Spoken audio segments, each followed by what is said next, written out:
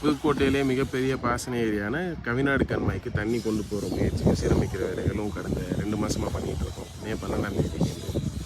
So இப்போ நம்ம நிற்கிற இடம் எதுன்னு பார்த்தீங்கன்னா சேந்தமங்கலம் அணைக்கட்டுலேருந்து கவிநாடு கண்மாய்க்கு தண்ணி கொண்டு போகிற மாதிரி இது கிட்டத்தட்ட 4 கிலோமீட்டர் இருக்குது. இது எவ்வளோ அகலம் இருக்குதுன்னு பார்த்தாலே தெரியும்.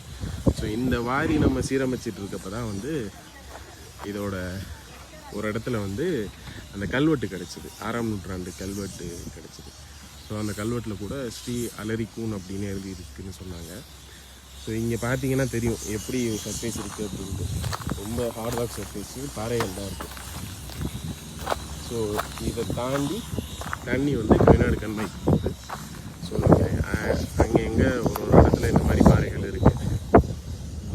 ஸோ இங்கே ஒரு பாறைகள் இருக்குது. சில இடத்துல செக் டேம் மாதிரி அது நேச்சுரலாக இருக்குது. ஸோ அதை சீரமைக்கிற வேலைகள் தான் போயிட்டுருக்கு. ஸோ கரைகள் பலப்படுத்தி தண்ணி கொண்டு போகிறதுக்கான வேலைகள் நடந்துட்டுருக்கு. இந்த இடத்துல ஒரு 300 மீட்டரில் தான் சேந்தமங்கலம் அணைக்கட்டு இருக்குது.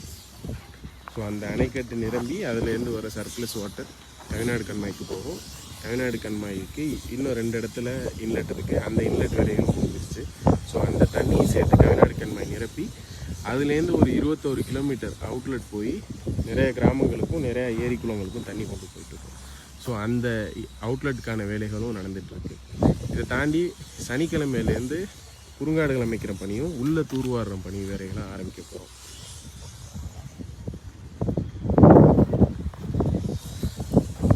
அந்த பணிகள் தொடர்ந்து நடக்கும். அதுக்கப்புறம் மழைக்காலம் ஆரம்பித்ததும் மரக்கன்றுகள் வைக்க ஆரம்பிச்சிடுவோம் குறுங்காட்டில். ஸோ பல்லுயிர் பெருக்கத்துக்கு குறுங்காடுகள் மரக்கன்றுகள் வைக்கிற பணிகளை ஆரம்பிச்சிடுவோம். தொடர்ந்து வேலைகள் நடந்துகிட்ருக்கு. இன்னும் 1.5 மாதத்துலேருந்து 2 மாதத்துக்கான வேலைகள் இப்போதைக்கு ஃபஸ்ட்டு ஃபேஸில் பிளான் பண்ணியிருக்கோம்.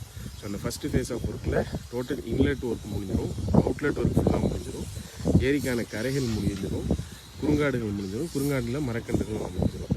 ஸோ இதை தாண்டி அந்த ஏரிக்கு நடுவில் எலக்ட்ரிசிட்டி போல் போட்டிருக்காங்க. ஸோ அதை எடுத்து தர சொல்லியிருக்கோம். ஸோ அதை எடுத்து தந்துட்டாங்க அப்படின்னா நிறையா இடத்துல நம்மளால் தூர் வர முடியும், குறுங்காடுகள் அமைக்க முடியும், ஸ்டோரேஜ் கெப்பாசிட்டியும் அதிக அளவு இன்க்ரீஸ் பண்ண முடியும். ஸோ கவிநாடு கண்மாய் ரொம்ப சூப்பராக வேலைகள் நடந்துகிட்ருக்கு. ரொம்ப சீக்கிரமே கவிநாடு கண்மாய் நிரம்பி தண்ணி வரப்போகிறது எல்லோரும் பார்க்க போகிறோம். சப்போர்ட் பண்ணிகிட்டு இருக்க எல்லாருக்கும் ரொம்ப ரொம்ப நன்றி. நீரின்றி அமையாது உலகு, நீர்நிலைகள் இன்றி அமையாது நீர்.